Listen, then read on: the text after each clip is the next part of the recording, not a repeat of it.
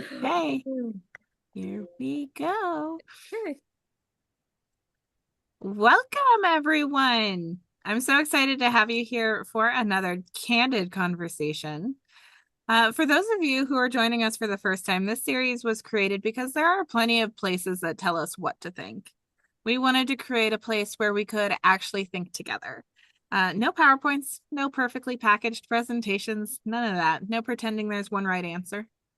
Right? Just real people having real conversations about topics that impact the way we live, lead, and grow. And today's question is a juicy one: collaboration or competition? Because we're entrepreneurs, we're surrounded by people doing similar things, right? Speaking on similar stages, serving similar audiences, launching similar offers, right? And whether we want to admit it or not, comparison can sneak in pretty quickly, right? Who's growing faster? Who's getting the opportunity? Who's getting the client? Who's getting invited into the room, right? And somehow, somewhere along the way, we can start believing someone else's success somehow takes something away from ours. And today I want to challenge Mm. that. I really do. Because what if the next level of your business isn't about outworking everyone around you? We're going to talk about abundance, scarcity, trust, partnerships, boundaries, comparison, competition, and probably several things we haven't thought of yet, right? Because that is the whole point of candid conversations. We don't know exactly where we're going. We're gonna flow in this conversation. So before we dive in, I want to welcome my incredible co-host, Deanna Litz. One of my favorite things about having Deanna in these conversations is that she listens for what isn't being said, right? She asks the question underneath the question, and she is never afraid to look at something from another angle, which means I fully expect her to challenge all of us at least once today. Deanna, welcome back, my friend. What are you most curious about as we walk into today's conversation? Oh my gosh, thank you, Desi. I'm always so honored to be here. You draw in the most magnetic, amazing people, audiences, and cohorts. So thank you so much for doing this. You do all the heavy lifting for us, and you are the epitome of group effort. I love it. What am I most curious about? Yeah. I don't want to throw out any spoilers, but I feel like there could be some juicy conversations around gender in this. Mm, I love that. Mm. And everyone watching, you're part of this conversation too. Okay. So drop your thoughts, reactions, questions, disagreements, aha moments, experiences into the chat throughout our time together. We, we really don't need everyone to agree. In fact, I hope we don't, right? Because different perspectives are what make conversations interesting. Right. And joining Deanna and myself today are two incredible women bringing their own experiences and perspectives into this conversation. Miss Janjoy Hoath and Miss Haleh Houshim. Rather than me reading some perfectly polished bio, I want you to hear directly from them. Okay. So, Jan, tell everyone a little about you, what you're creating in the world, and maybe most importantly for today's conversation, are you naturally more collaborative or competitive? Ooh, okay.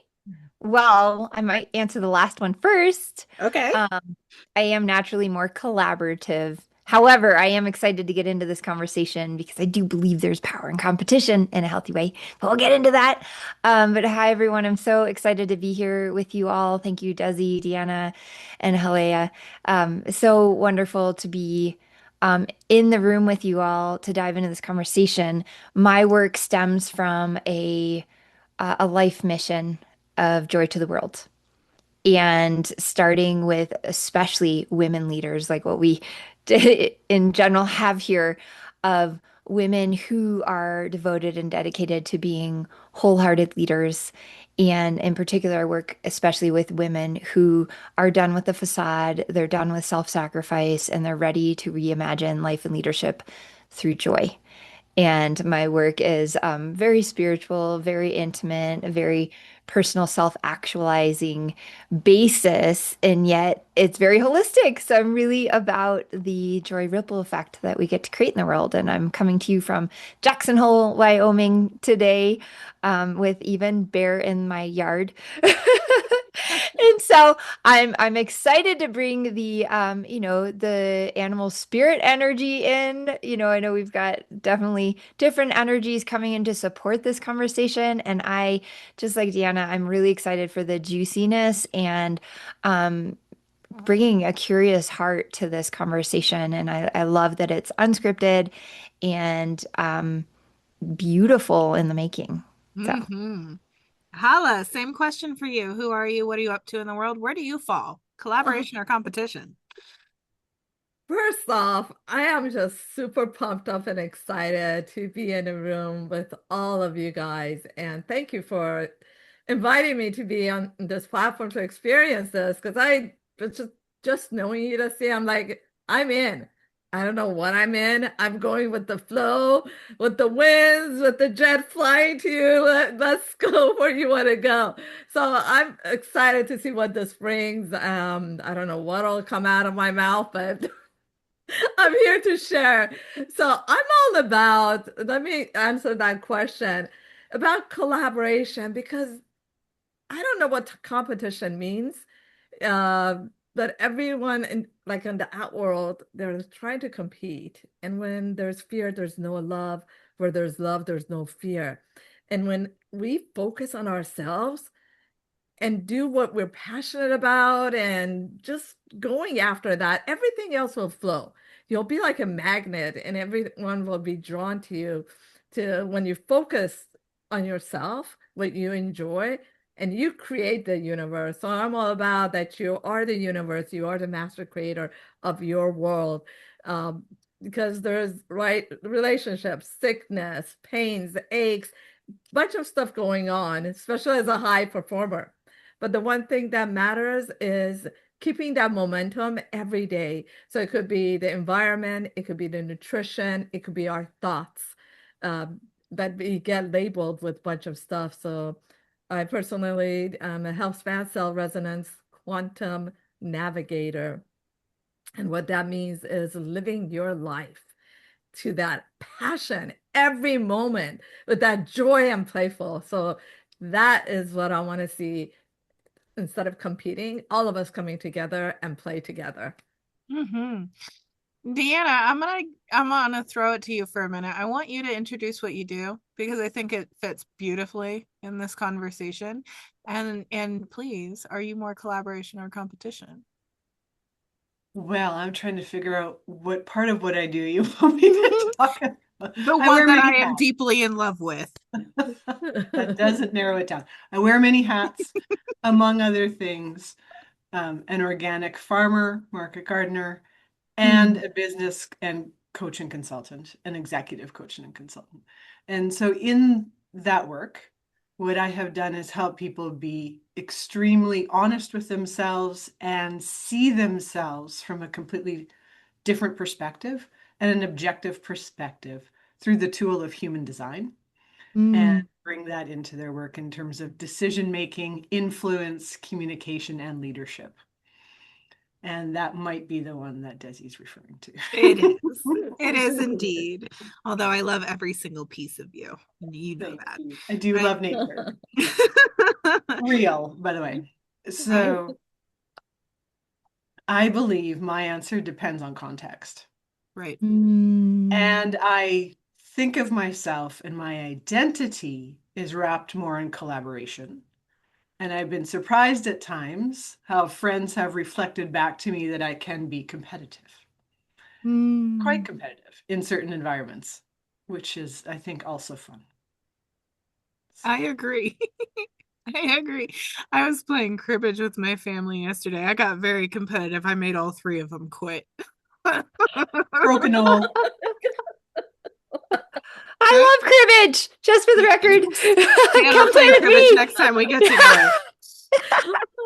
And I want to really Oh. start right there. When you ladies first heard, collaboration or competition in the context of this conversation, what was your immediate reaction? Do you instantly think collaboration? Did part of you think, well, healthy competition isn't necessarily bad? Did it bring up an experience, something completely different? Jan, let's start with you. Well, yes. I mean, I thought, oh yeah, collaboration, that's the obvious. And then it was like, oh no, wait a second. Healthy competition is helpful when, for example, like two people are driven to move forward. My kids are runners. So I think about like And my son's just joining the high school cross country team with his sister, who's been on it for 2 years. And seeing them like look at each other and watching my son pass my daughter. And it's like, that's a healthy competition. There is health and vibrancy that notion that it causes both of them to perform better, right? Unless one of them takes it to the negative and the squandering energy form of competition. And I think for me, when I first heard about it, at first I was like, oh, that's going to be an easy conversation. I don't know if I, really have that much to contribute. And then I backed into trusting. And then I started to really sit with this and go, whoa, there's a lot here that we really can unpack. And I'm like, I don't even know if an hour is enough. So that was my initial response. Yeah, well, hey, you never know. This could be part one of a multi-part series. Haleh, what came up for you?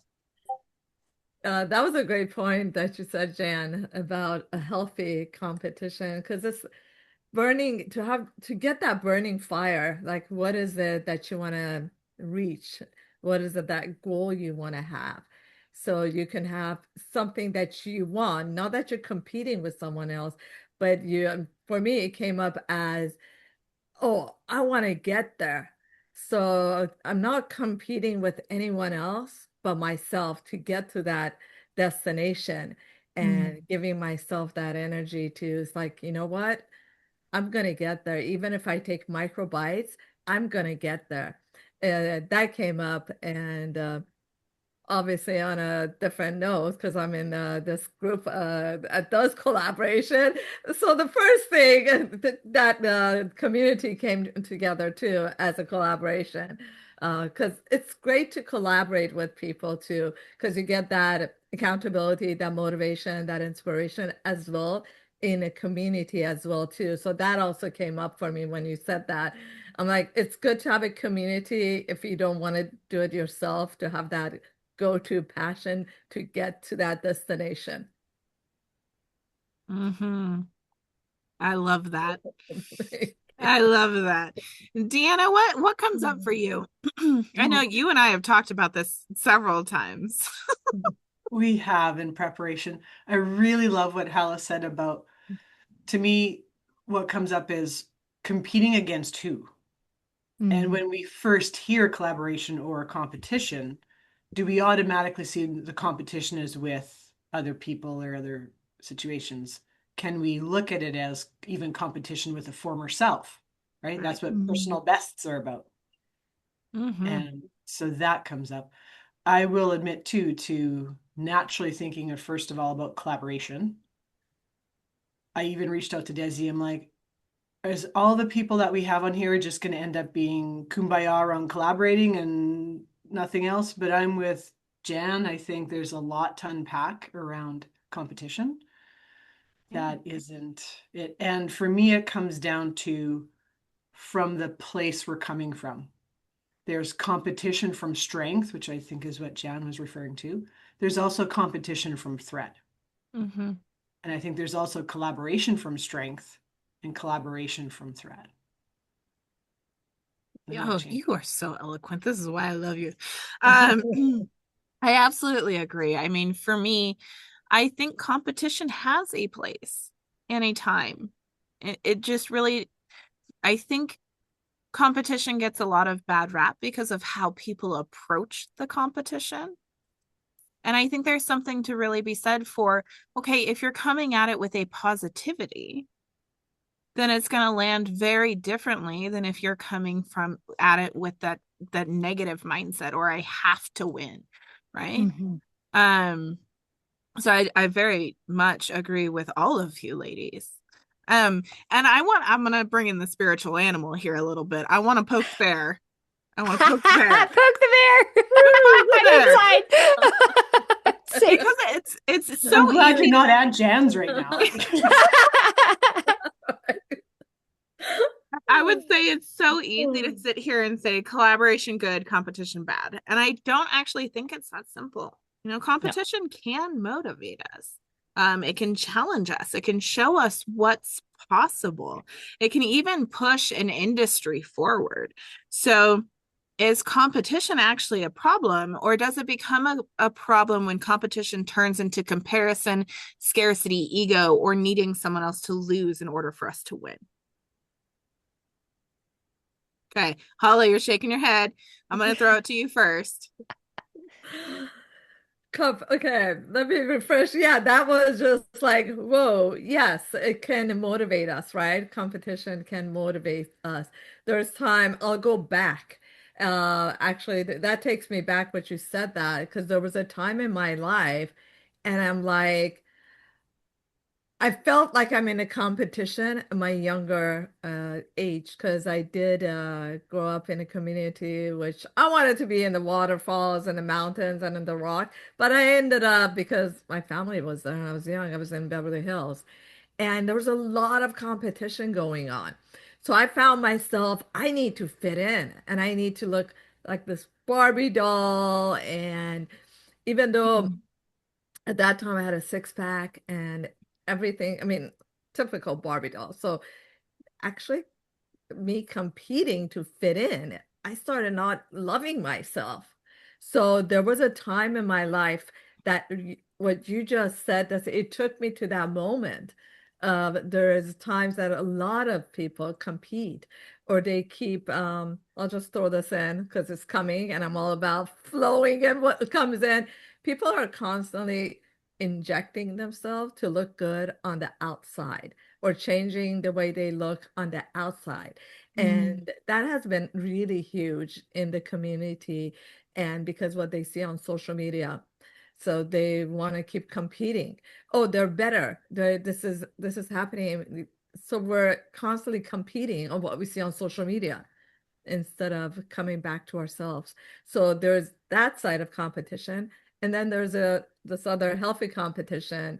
Again, it goes back to getting to that destination that we want to get to as ourselves and not with anyone else. So that just threw me in that energy field. Well, Jen, I'm going to throw it to you. I love what you're sharing though, Haleh, too. It's so Thank you. poignant. Yeah, well, I mean, really interesting because I feel like I'm like the opposite in the sense that like I ran from competition. I think because I was scared of it.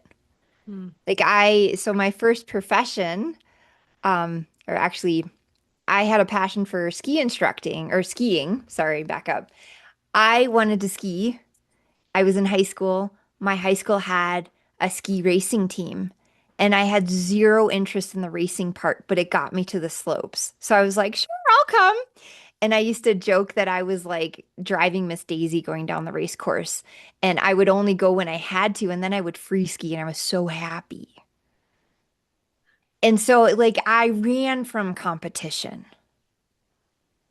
And yet, what I actually already see in this conversation surfacing that I'm appreciating is a couple of thoughts dropping in is around the fact that, like, we love sports as humans. And can you imagine watching the World Cup soccer and they were collaborating on the field? Like, that doesn't make sense, you know? And we as human beings, by nature, we crave competition.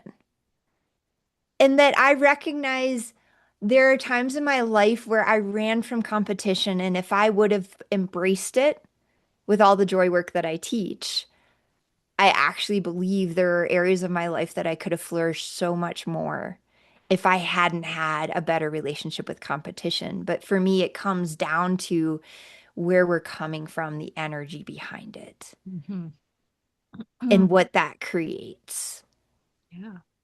And so, that's what's kind of coming up for me is just sitting inside of like, ooh, Mhm. what would have been different for me then? You know, where can I obviously take this now? And then just thinking about all of us as, especially women, because we have mostly women here, but I know at some point Deanna said we're gonna have to pull in that gender piece, which will be fascinating.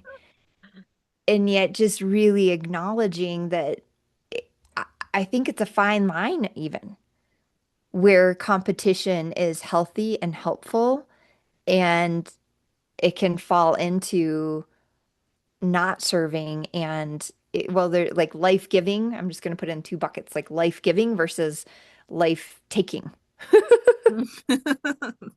Those are good buckets. Yes. I like that. Deanna, what's coming up for you in that question?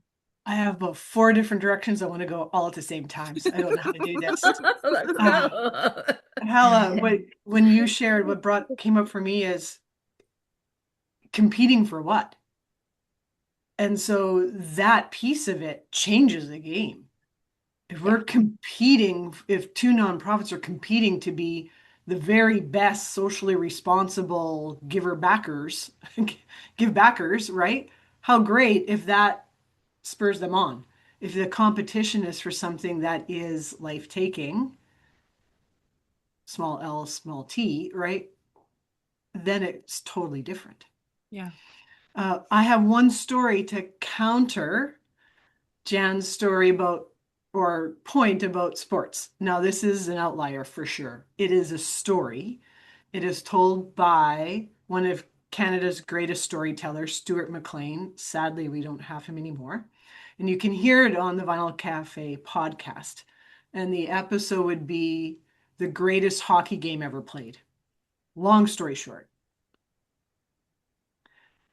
end of World War II, and the senior team, hockey team, ends up in the World Senior Finals and gets sponsored to go to Europe.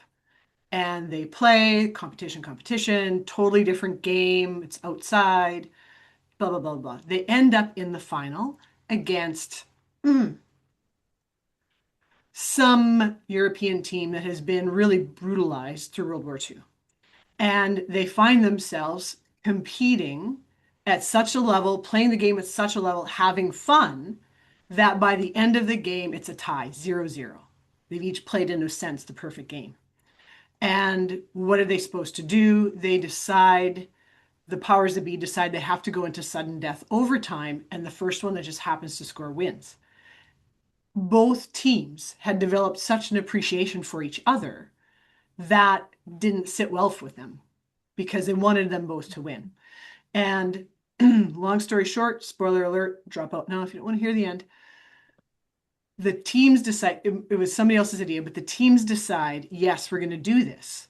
They threw their sticks on the ice, threw it all over, and then they pick up, they go to wherever their sticks landed. And now it's a big game of shinny where you have Canadians and the other team playing together on the same team, playing for the cup. So there is no division of country. Does that make sense? No, that so makes sense. I love that point. And the powers that be were so angry, they quashed the idea that that game even happened. They said the games weren't played that year. But there was this unspoken rule between those two. And year after that, Canada and this other team ends up in the top two. And they win one year and then the next year they lose. And they literally kind of traded the cup back and forth, just to say. So my point is that, like you said, the fine line. And I have other examples, actual real examples of what I think has been called co-opetition, if that makes sense, which I think is really interesting. So for me, what I would love to hear from everyone, including you, Desi, is what is your best story and best memory around competition? Okay. And it doesn't involve cribbage. I was gonna say I already shared. Okay. I would say for me, I'll go back to high school. One of those things that are immediately coming up is just me competing with my classmates. Be, at the top. And through that I got a 4.25 GPA when I graduated high school, right? And you're only not, I mean, you're not supposed to go above 4 because 4 is the top, but I went above 4. but I think through that, I mean, just that competition of not even comparison, but of just trying my hardest to win, quote unquote, right? It's not like I was trying to win, but I think that just it really put it in my space of yes, I can be better at this, right? It allowed me to really pinpoint the areas where I didn't feel like I was the best I could be. Um, so I think in that way, competition has a lot of prudence. So I'm absolutely loving this conversation. Jan, I'm gonna throw it to you on that question. Well, sitting inside of that, I'm like, ooh, and look, I totally hear you, Deanna. Like that would be my jam. I would have been like on the ice with them, like, and because I think a lot of times too in sports, we're like, hey, that team, blah blah blah, whatever, and it is a healthy rivalry. I think is what we ultimately crave and love in sports. It's when it starts to go dark that it's ick for everybody. And so I love this, what did you call it? Co-opetition. Co-opetition. Like I love it and I really appreciate this, like even me sitting inside of this with you all, like thought-provoking experience because I'm like, yeah, what are some times where I really got to see that and Desi, you helped me initiate an experience I'm called to speak to, and that is when I was in college, I was a walk-on rower. And we had to compete for seats in the boat, but then we had to work together once we were in the boat. But even training for the competition for the seats, we would work together. We would run together, we would train together. I was a lightweight, so we had to be very trim and, think about a lot of things and being in that position where it's like really had to be both and. I'm competing against you and with you and for us. And Mm. so, really thinking about that notion, like you were talking about, Deanna, with the nonprofits, like if there's two nonprofits in a healthy rivalry, raising funds and awareness, like that's great. And just, kind of thinking about for myself and my clients and everyone listening, how this can be relevant for each of us of like, how do we apply this consideration to our current existence and the different roles we play? It's kind of fun to just sit and marinate in it.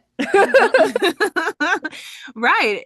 Well, and that's I think part of the reason we created this, right? Is oftentimes we move through life so quickly as humans, and oftentimes we don't have that reflection time, this space to really look at it and say, yes, and what about this? Right. Mhm. So Hala, I'm gonna throw it to you on that question. Thank you. So we talked about sports, and I was going to bring up the time that I was on a tennis competition. But then I'm like, okay, we covered tennis and I mean sports. Tennis at that time was one of my favorite sports, and besides, I did gymnastic, and then I wanted to do ballet. So it's like all of those competitions that was going on in sports.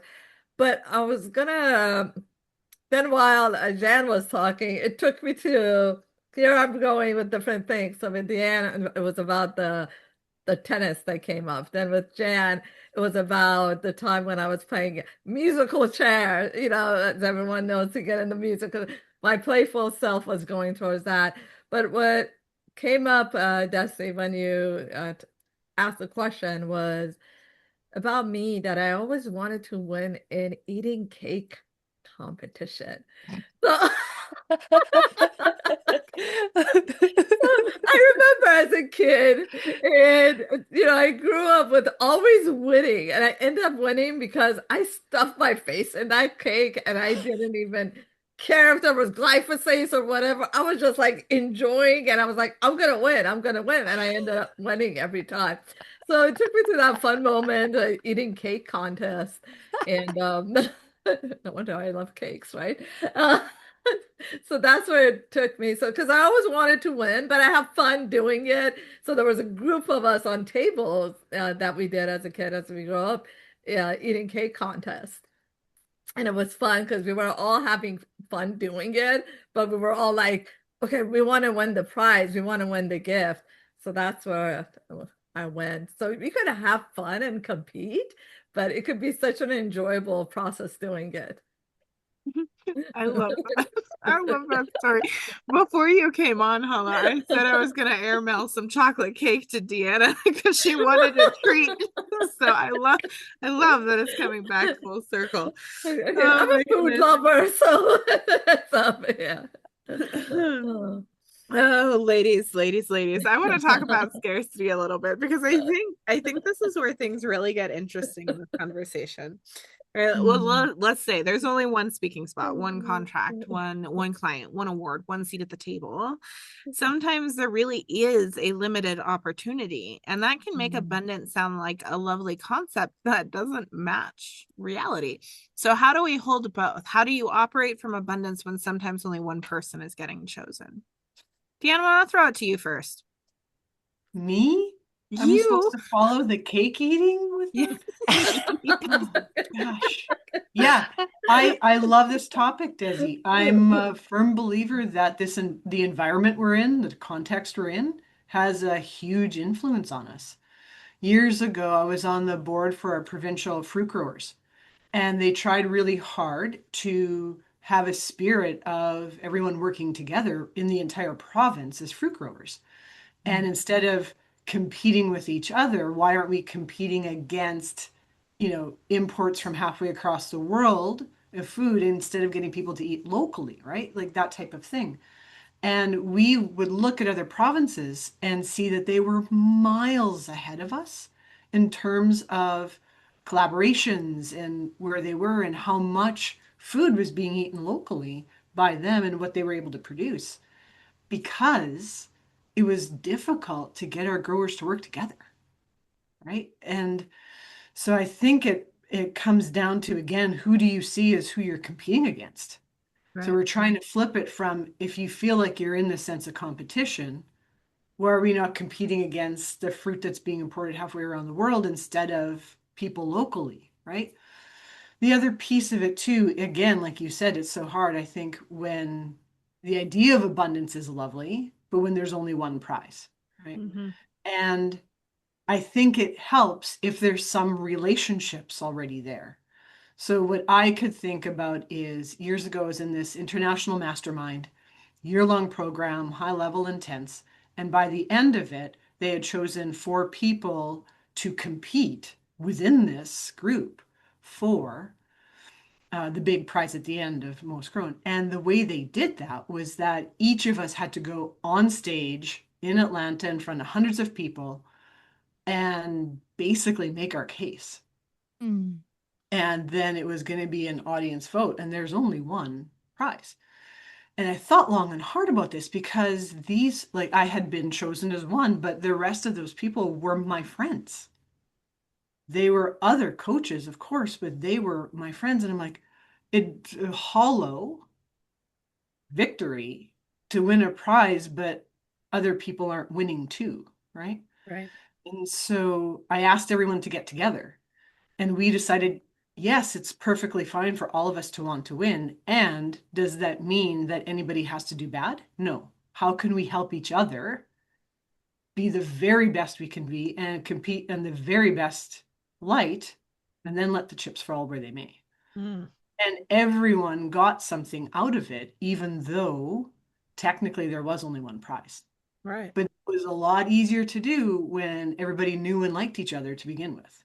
Yeah, So I think context matters considerably on this one. absolutely.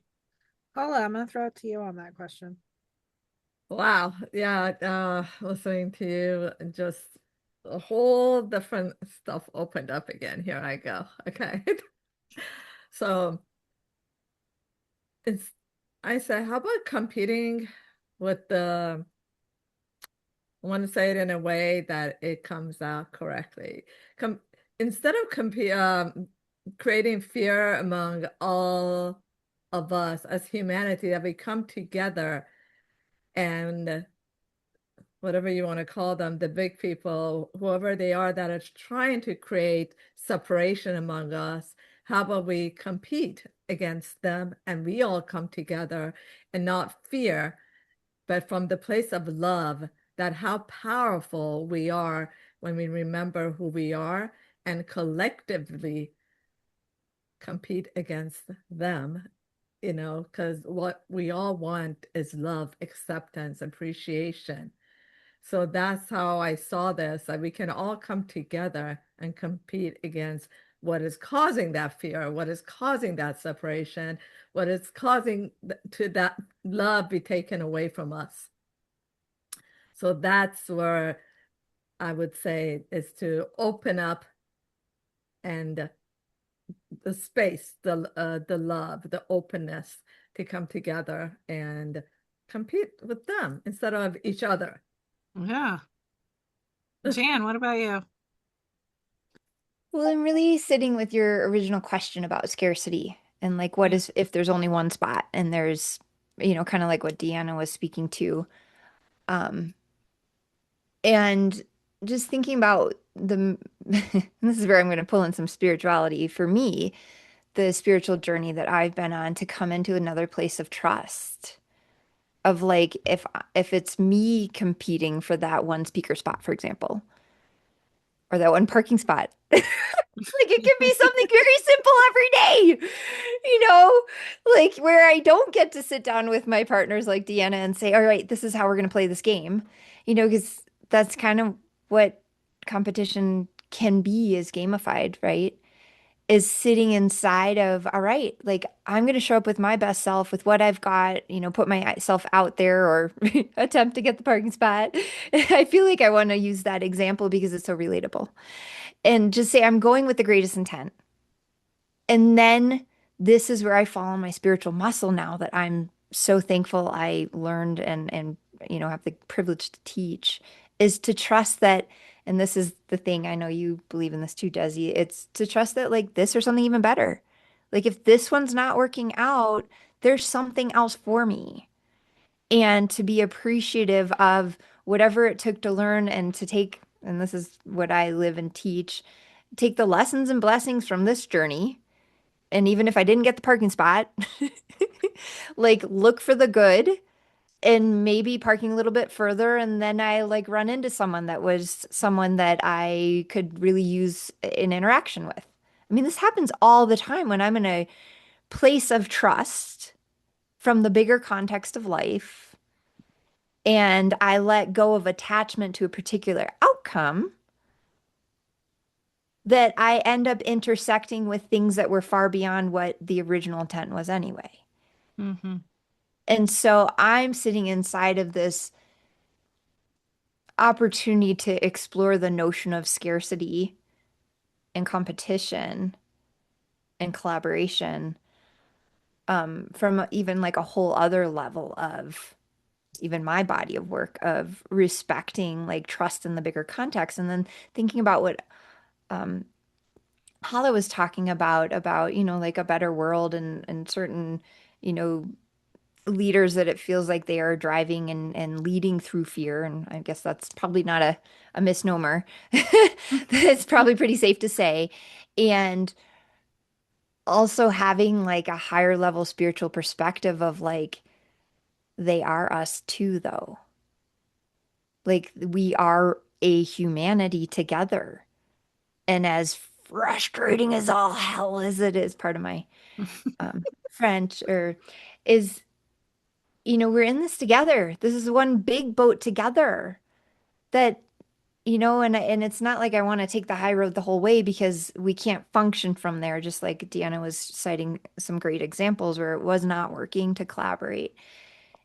And yet coming back to our individual role in the situation and looking at how can we come from using our talents, our skills, our wisdom, our understanding of the situation and quite frankly, in this very moment, because where I come from too is a level of mindfulness that, present moment awareness, because who I am right now might very be different. And if we had this conversation a week from now, I don't know. I mean, things are evolving in my world so fast. It could be a very different conversation next week. And yet standing in where we are at right now and looking through the lens of what we bring to the conversation and our own experience, and then recognizing we're in a shared experience here. Like this is a me thing and a we journey.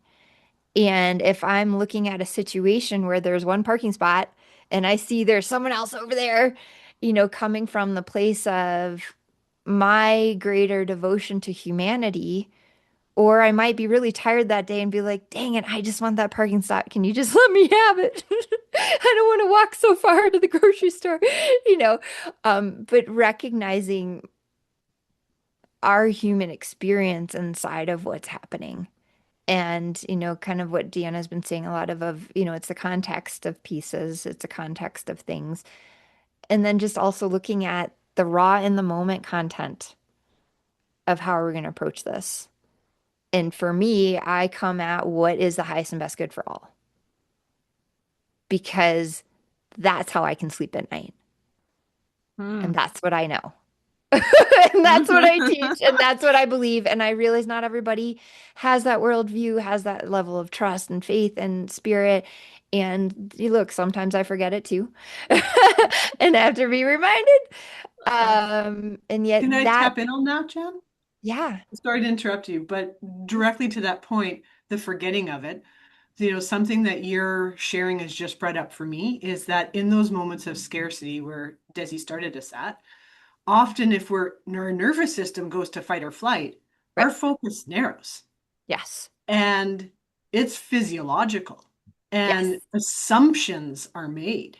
It's the hmm classic old story of the two parties having to negotiate and only one party supposedly can get all the oranges that they need. And so they're fighting over them and they're trying to one party's trying to win all the oranges when if they had just talked, one party needed the rind for something, the other party needed the juice for something. Hello, right? You all could have won even though there's only one basket of oranges. And your examples are so great because I've had so many instances over the years of coaching entrepreneurs getting into brick and mortar retail spaces where they have lost their first choice. They did not win that retail space and they were devastated for a period of time.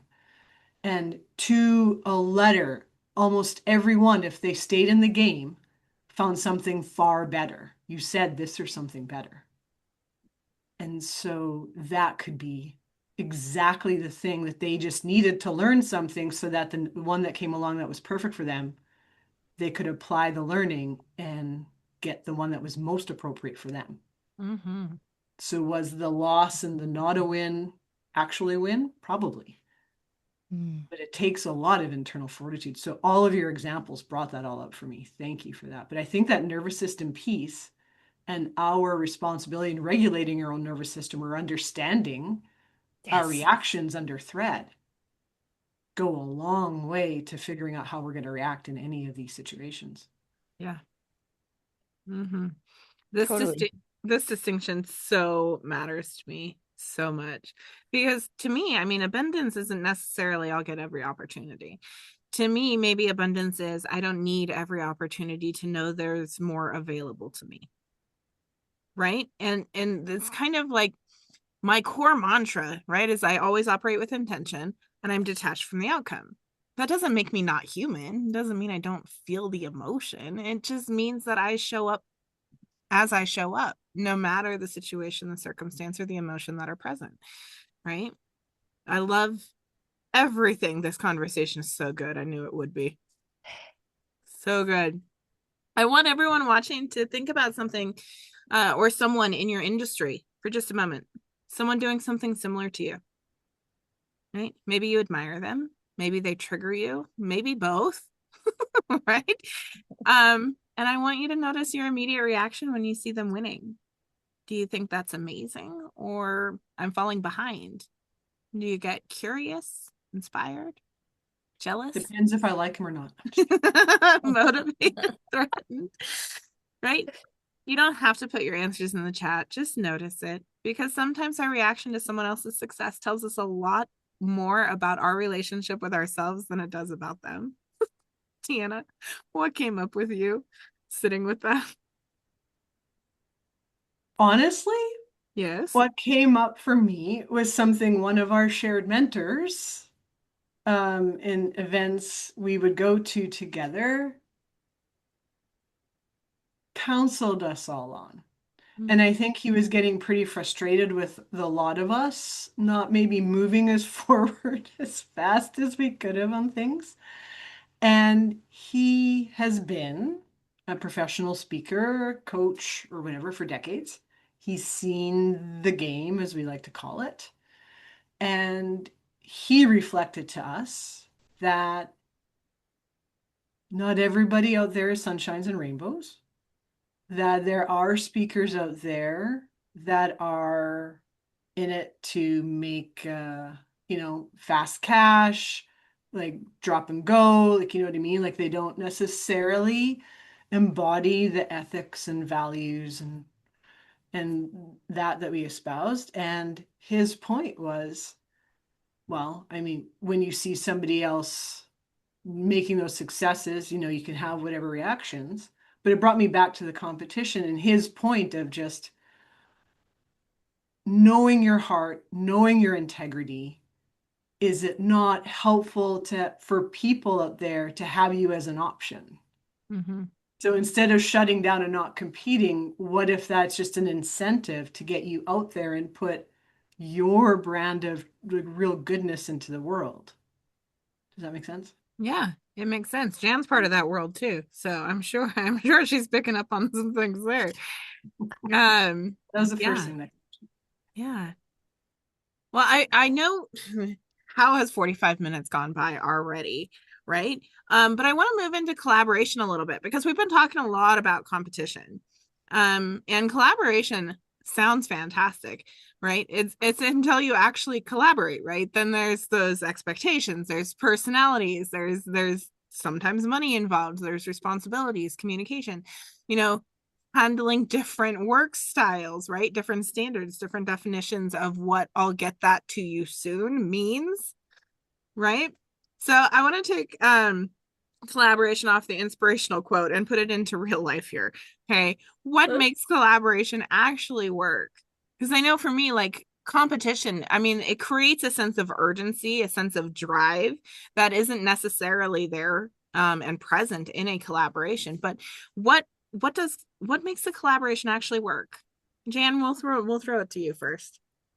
Well, I have to giggle because um I am really coming off of recent like raw data on a personal note. Like you're talking about in business or, career. I know we have some career folk on the line and I had some healthy conversation with husband this weekend of really looking at like collaboration because marriage is collaboration, right? Like whatever relationship you're in, there is a collaboration happening or not. And just like competition, it can have a funky energy behind it. So there is a conscious creation and collaboration that is really necessary for it actually ultimately to work. And um, just like kind of a little side note, I do a mindful joy mantra every Monday. And so I kind of I sit in the energy of what's wanted for my community or the world, if you will, on Mondays. And I was already feeling into this. And then I was like, oh my gosh, I've got this conversation with you all. And it's out of my raw lived experience of having a collaborative, challenging collaborative conversation with my husband. And it was, I must belong to me to truly belong to we. Mm, And I believe that's the basis of a healthy collaboration. mm. To know who you are, what you're bringing, including your, not talents, your lack of skills, your, downfalls, like your authentic self. That's part of that belonging piece. And then in collaboration, that's when you can create a healthy collaboration. But it's not without conscious effort from all parts and intention and clarity, and then understanding maybe there are times that a collaboration does require to be dissolved and Yeah. really respecting that. And so, um appreciating, getting into like the real rawness of what collaboration really means, that no, it's not always unicorn and rainbows. And then understanding too that, your level of devotion might be very different from everyone else in the collaboration, and respecting if you want to be in on that or not. Like also. So there's a lot of wonderful dynamics that I see, and I'm feeling at another level myself as we're sitting inside of this conversation. Oh, I love it. That quote that you just dropped right there, that I must belong to me before I can belong to we, Before I is, truly yeah. That belong to mean we. that hit me. I was like, That's yeah, that's good. sneak preview. That's next Mondays. You can you I can love it. you can heart it on my Instagram on Monday. Yes. Yes. Deanna, what's coming up for you in that? Yep, I absolutely love that, Jan. I really do.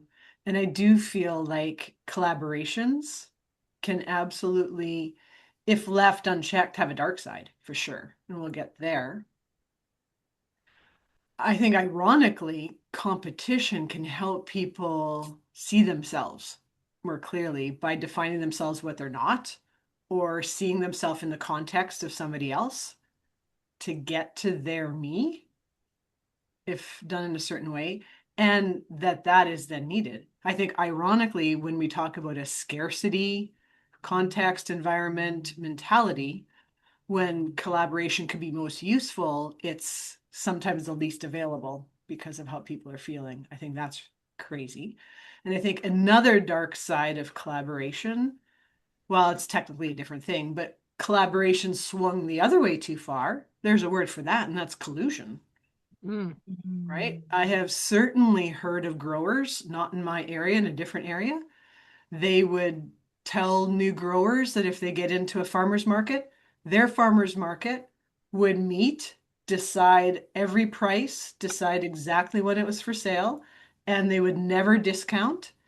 And horrified to say this, they would, at the end of the day, for produce that wasn't sold, prefer to throw it away than discount it. And I'm like, no, that's a different spin on collaboration. Nothing that aligns with my values, right? So I do think that collaboration is not all unicorns and rainbows, like you said. Right. Hala, what about you? Thank you. I actually relate to what Jan said, 100%. You nailed it. And also Deanna as well too.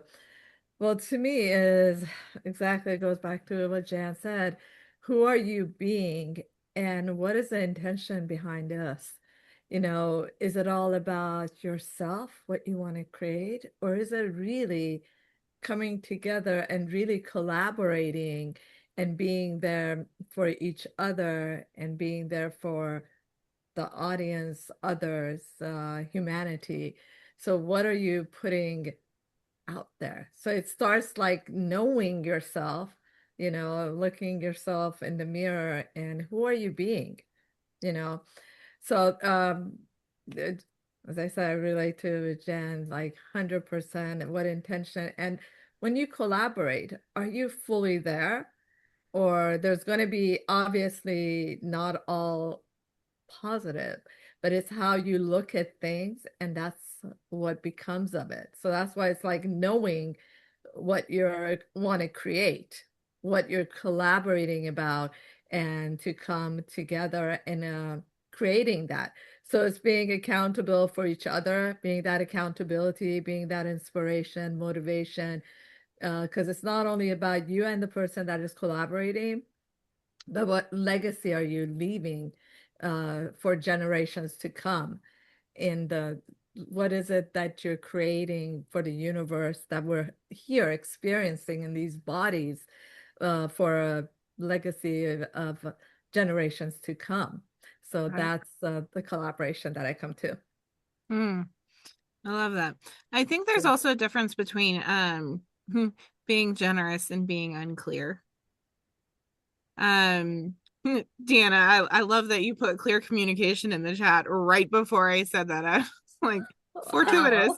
right? And really those two aren't the same thing, and sometimes in the name of collaboration, people avoid having the conversations that would actually make the collaboration sustainable. Um, so I love that. And there's another side of collaboration that I think we need to talk about. And collaboration doesn't mean universal access. It doesn't mean everyone is your partner. It doesn't mean saying yes to every introduction. Every joint venture. I mean, there's so many opportunities out there. And sometimes we're so committed to being collaborative that we completely ignore alignment. So, how do you know who the right people are? Is the question. How do you know? Haleh, we'll throw it to you first.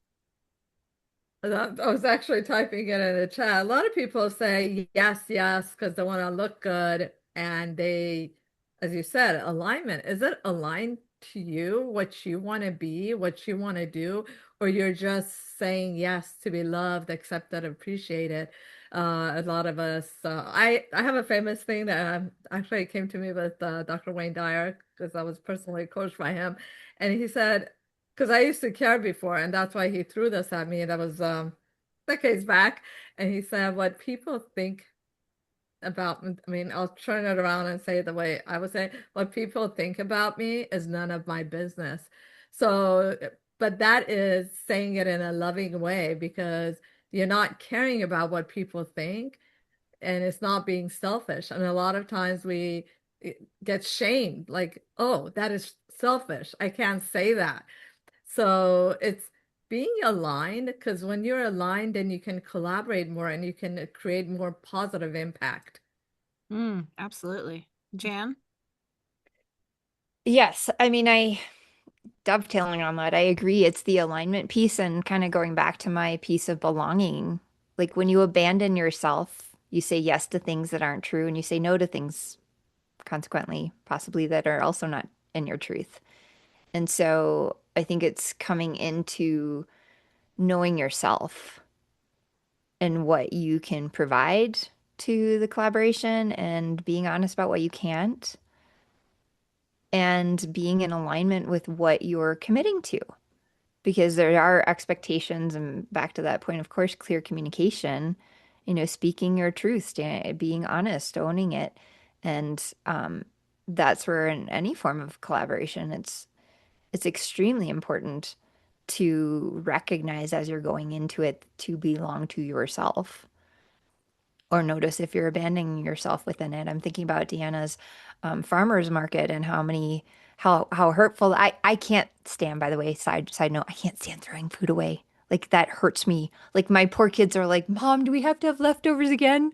I'm like, "Yes, we can't waste food." So that would be abandoning myself if I'm a farm stand contributor, collaborator at that situation. I'd be abandoning myself, and that would be that collusion you were talking about. So I think it's a self check. And then I also really stand in this and can't emphasize it enough about present moment awareness. Like we evolve as human beings, and what's true to us right now may not be true to us next week or a year from now.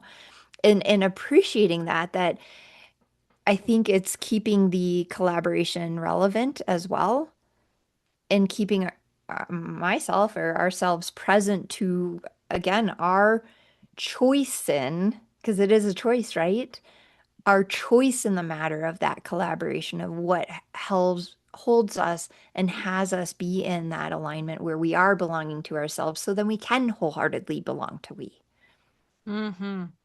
Deanna? Yes, I love that. I guess for me, gender's coming up in this now too, in the sense that when I hear what Jan was saying, I think about the deconditioning work and philosophies we do in human design and how we can see underneath all the stories that we've told ourselves our whole lives or that have been imposed upon us our whole lives. Right. And I've often heard that, well, women are more collaborative.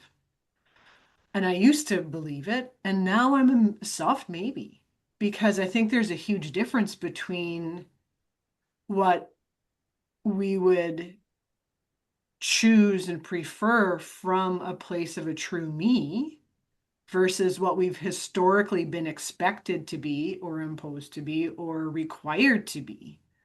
Mm-hmm. And there's conditioning around that too. So that ends us up in situations of saying yes when we don't mean it, when Yeah. the alignment isn't there. And then that is, I think, an opportunity for things to go sideways, much more so than if there would be truly honest conversations right from the start. Mm. Mm-hmm. For me, I mean, collaboration isn't, how many people can I connect with? It's it's more what can the right people create together that we couldn't create separately, Mm. right? And I've had so many instances where I'm in a collaboration where it has just blossomed into this incredible, almost sentient thing that is just it's growing, right? And I think there is a beauty in that creativity, right? And I know, I mean, especially here in this room with you ladies right now, just the expansion that happens when you bring someone else into the fold, right? Because we as individuals have blind spots. Oh boy, do we, right? We have things we don't see or things that we don't think are big deals that actually are, right? And having that different perspective really helps shed light. I mean, when I had my team before I let them go in March because I wanted to do that, right? But even like with a team, I invited them to call me out on my stuff, the things that I'm not seeing. And what that did is it made me, you know, be in collaboration with my team in a way that would propel me forward, right? So I love that. Um, it's already been an hour, guys. It's insane. So if there are any questions, Karen, I see you're unmuted. Would you like to share? Well, this has been a really interesting perspective between the two. And I haven't been in that world at pushing 70. I haven't been in the competitive world since I played in the band in high school and had to work for the first chair. But I wasn't into sports. So I'm about win-win, and I've tried to teach my children, even in playing games, we have game night and stuff, that it's not about who wins, it's about enjoying the journey. It's Mm-hmm. about enjoying what we can bring and having the time together and being able to laugh and have, memories. And when you're always competing, then sometimes you're not making the memories that you should, that you can treasure. Yeah. So collaborative to me only exists when you want everybody to win. And I don't see any of us or anything in the world that I'm in now as competing, because we're all so different. And I really believe in the energy thing that we attract our tribe. We attract, and life brings us the people that we can serve. Yeah. Yeah. So, I if love that I'm you brought that up. I was actually going to touch on that next, right? Because one of the things I think about constantly in partnerships is what I call the triple win, right? It's you win, it's I win, and the people we're serving win. Because if only one person wins, that's not really collaboration. If Mm-mm. we both win and the client or community loses, that's not collaboration either. So, how do we create relationships where everyone involved becomes better because the relationship exists? So, I love that point, Karen. Thank you. Thank you for hopping in. Um, but Deanna, what are your thoughts on that? Yes, I love it. And I love how brought it together in that bow of the win-win-win. And for me, that's a more inclusive world Mm-hmm. because for some people who don't have the accesses or resources that you and I may, but when we collaborate and we bring them in, now that is a sharing of those resources, right? Yeah. I've heard the criticism, if you will, of some of the coaching is that that's great because privileged people can benefit from it.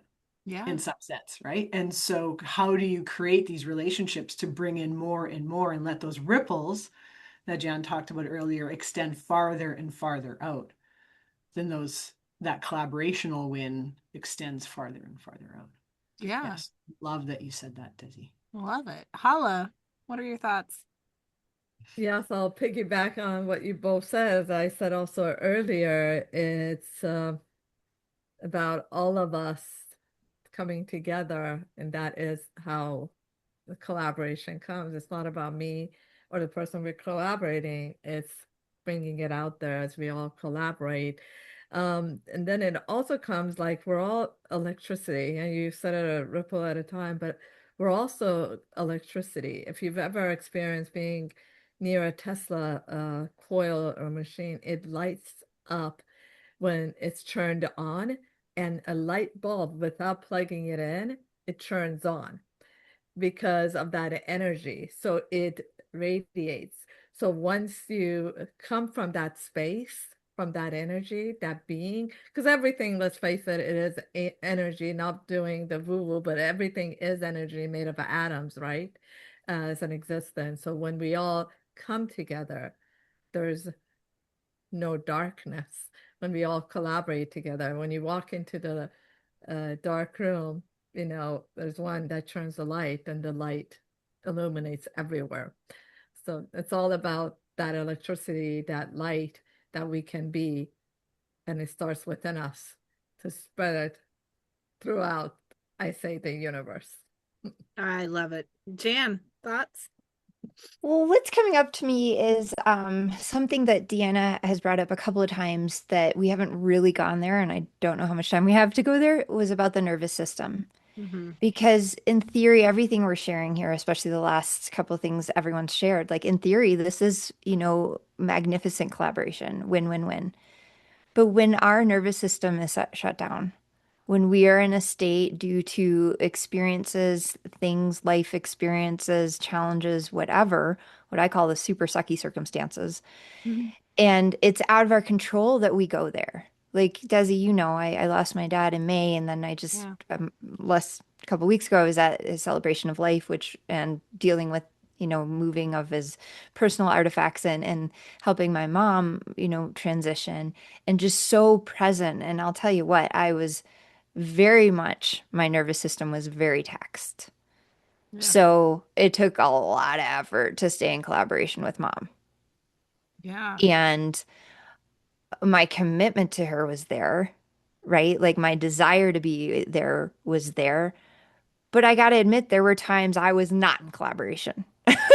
I was a 10-year-old girl with her mom butting heads. Mm-hmm. And just having so much respect for, and I just felt called to maybe touch on this as we close out, that it's like, this is where we have to be honest about that we can't always have unicorns and rainbows. Although I appreciate rainbows because rainbow includes black, by the way. It includes all the colors and the gray. But it's appreciating that there are human moments for each of us. And I want to recognize that in order to have healthy collaboration, the win-win-win, to be able to appreciate a healthy rivalry, it's a personal responsibility for us to take care of ourselves so that we're available to that. And then I believe also it's loving awareness of where others are at. Because I could see when my mom was not in a state to collaborate Right. and to have a loving respect for where her nervous system is. And then we're not going to get into the science of it, but the way nervous systems work is, there's our internal experience, and then without even talking, all of us are having a nervous system exchange here. Yeah.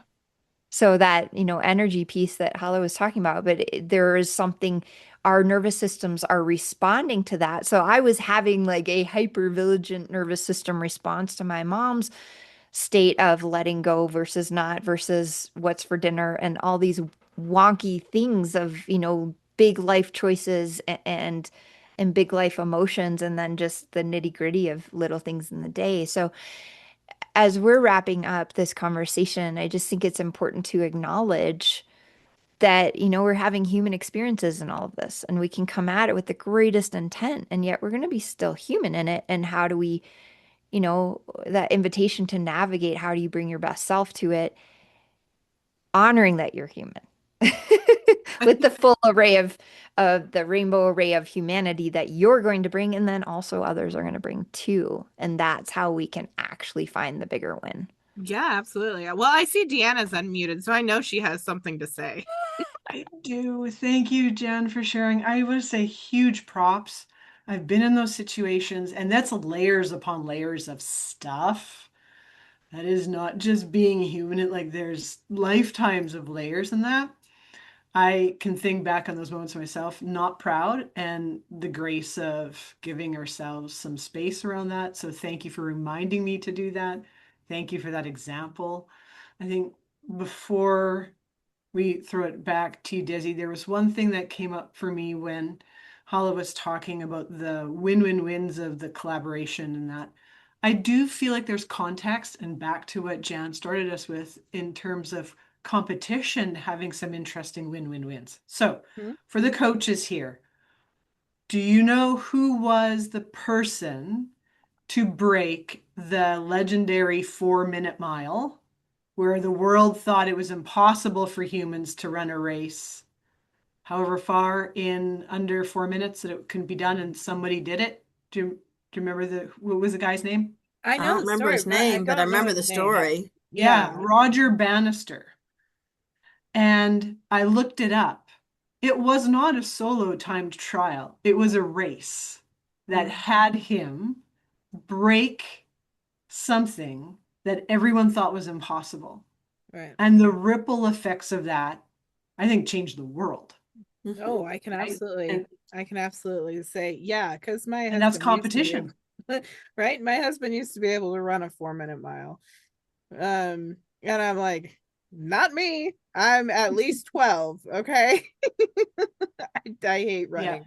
But I love that. I mean, it's a brilliant point. Karen, did you have a thought? Well, the thought is that after he did it, then it was broke several more times because people said, "Oh, the what came up for me is I think it was that John F. Kennedy asked I don't even remember the guy's name, what will it take to get to the moon?" And the guy answered, "The will to do it." Because everything is possible. We're living in a time that we're seeing things that were on Star Trek that are done now. Now that we haven't beamed me up yet, but give us a little time because we are all just energy. And when we put our minds together to find the answers together and not try to say, "Oh, I want to outdo somebody else and find the answer first," then we have more success in everybody being winners. Yeah. Oh, such great points. Such great points. Deanna, I know at the beginning of this, you said you wanted to loop gender into it. So I wanted to dive a little, allow you the space to dive a little deeper into that in the last 15 minutes that we have. I'll just say, I'll ask everyone when they think about competition and collaboration, do they consciously or subconsciously draw some gender lines around that? For me, I don't. Oh, no, I don't. I am open, right? For me, it comes back to energetic alignment. If they align with me energetically, if we're following the same mission, passion, purpose, whatever it is, yeah, I'll do it, right? Okay, And let I me think ask you a that's different way though. okay. Do you have assumptions or around gender falling either more collaborative or more competitive? I think what's coming up for me is when I was a lot younger, it was kind of imprinted in me that males are more competitive and females are more cooperative, right? Now, in my own spiritual journey and everything that I've gone through, those assumptions don't exist for me anymore, right? Because as we've demonstrated throughout this entire, past 90 minutes, that there is a place for competition, right? And there is absolutely a place for collaboration, and it's how do we approach it, right? So I think to answer your question, no, there is no longer assumptions for me about who is more competitive and who's more collaborative. Jan, do you have thoughts on that? I do, because I've been recently getting into Alison Armstrong's work. If you haven't gotten into that, if you're curious about um, um, one consideration of male development and understanding, so you can have a more collaborative relationship with it. She gets into, and I just really appreciate this simplicity, is that the human caveman, by brain virtue, if you will, is the hunter, and they're focused and they need to get the hunt. And that women are gatherers, human cave women are gatherers. And that means that we go to the field and we work together, that there is an innate human animal trait to us. So I will say right off the bat, if I'm not conscious of it, I would say men are more competitive than women, just as a off the cuff. And I would agree with Desi in the sense that, like, but when I can sit within my higher truth, I think we can both draw on both energies. And I believe from the spiritual standpoint, we're a blend of male and female energies. And I believe the divine feminine and the divine masculine can have a healthy harmony between all of this. And I think, especially as um, all sorts of different gender identities are being acknowledged and developed in our, Western world conscious culture, I believe we're going to see more of this awareness that it's not one or the other. It's not black or white. And that we can appreciate. And I also believe with each generation, more and more conscious beings are being born into this world, that human animal override will totally take over. And yet I won't deny that there are times I have a daughter and a son, and there are times where I'm like, my go-to is that it's my son that's more competitive, and the irony is it's often my daughter. So I get contradicted all the time. So I believe it kind of goes back to what I've been saying all along, is it's about being, very grounded and aware and aligned in myself, and each of us doing the same for yourselves, because I can't do it for you. And so that you can be aware. And yet I think it's very easy to point out, and honestly, like someone put in the chat, it's like we see what we want to see. Like we can go out into our society and find 1,000 examples to go behind any of these beliefs that we've brought forward. Absolutely. Haleh? Yes, I agree with everything that was said here. And to me, because talking about the gender, right? So that's a huge topic, and I can go on and on and on about this. So to me, I don't put a difference in one or the other. It's exactly goes back to who are you being and what are you trying to create? And we're just in these bodies experiencing, we're just a spirit. So when you're a spirit, you are who you are. It's a very deep conversation, but that's where I am on this quantum universe. And it takes me back when I was 7 years old as well, too. I was living in this quantum world and then this reality world. So here I am again, living in this other world where we're just spirit beings here. All of this stuff is just not real. It's a simulation. Our thoughts. And that's why I tell everyone, stop thinking, because the thoughts are programs and they're not even ours. So it goes on a different level where I'm at right now. And I tell people, you can take it, whatever you want out of it, or and leave it. But this is where I'm at. And I'm not going to change who I am, what I feel is right in alignment with me.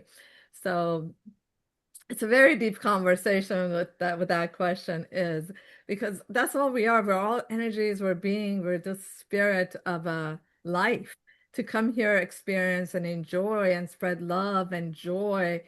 And the rest is just like a matrix, right? It's Mhm. just simulation that is happening around us. And it's like when you step out of the door, if you don't look back and just keep creating, you're very powerful and you're a creator. But it's a programming to forget who we truly are, how powerful we truly are. So I'll leave you guys with that. I love it. Well, before we wrap up, I want to ask each of you one final question. And that is, if someone listening today knows they need stronger relationships, better partnerships, or more collaboration in their life or business, what's one thing you would encourage them to do differently starting now? Haleh, you're on screen. Go ahead. Thank you. Well, I want to say that I'm so grateful, Desi, that we've known each other for a long time, but we never started collaborating. So I'm actually really excited and joyful and passionate about what first of all, for me being here and meeting Deanna, Jan, wonderful ladies, and Karen, lovely to be in this energy field with us. So that is a collaboration by itself. So it's opening doors of collaborations. And deep conversation, like real human conversation, and no robots, no AI, is us communicating, and we're in reality. So that is what's opening. So I'm looking forward to co-creating and seeing what's out there. Yeah. Yeah. Jan? For me, it's the one step is to take care of you so that you feel whole and aligned, and so that you can open up your energetic magnetism to attract people to collaborate with. Mm. That so it's like step one, then step two. It's like if I'm, and it's funny because I'm kind of thinking about everything we've talked about, but I'm kind of going back to like us being just this group of little girls wanting to go play in the meadow, kind of pulling on everything we've been talking about here and just thinking like I just feel so great and wonderful and joyful and I want to go play with these other lovely ladies. Yeah. I'm But in. step one is be so great and joyful in yourself and whatever that takes, taking care of yourself, getting sleep, drinking water, looking for the good, making sure you play every day, all the things that I love to teach and encourage. Um, and then go play Yes. Go is step play. two with others. Yeah. So thank you. And I, match Haleh in that like I'm so grateful for this opportunity to come play and encourage everyone listening to lean into what resonates and go play in your own way. Yeah. Yes, absolutely. Deanna, after everything we've explored today, what's one thought or question you hope people carry with them when they leave? Well, I was prepared to answer your earlier question, Desi. Okay, well then answer So that I question will first. answer both, I guess, Okay. in the sense that, and I would like you to take the spirit of what Jan just said into this, because I think people can make it dark, and I don't mean it to be. I think what I would have people think about or talk about, or the step you can do right now for free, right away, is to get radically honest with yourself. Mm-hmm. And that does not mean to diss yourself. It doesn't mean to beat yourself up, with the spirit of play and generosity and everything else. Just be radically honest with yourself Mm-hmm. about yourself. Absolutely. Hmm. Well, yeah, I know it's sad. We've only got 6 minutes left, but I will say if you've gotten a lot out of this conversation, we're gonna be digging into unity. a lot more, not just unity as you typically know it, but unity within yourself, which is really where this conversation went today, right? Get aligned with yourself. We are doing a P3 event in September. Gosh, it's coming up quickly. We've got about a month left. P3 Strength and Unity.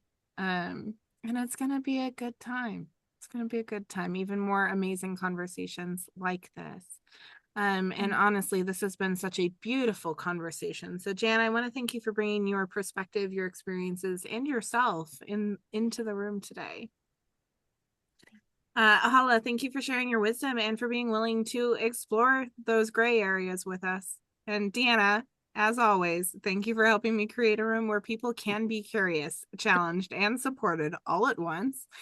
And to everyone who joined us today, thank you. There's one thing I hope you walk away remembering. It's this.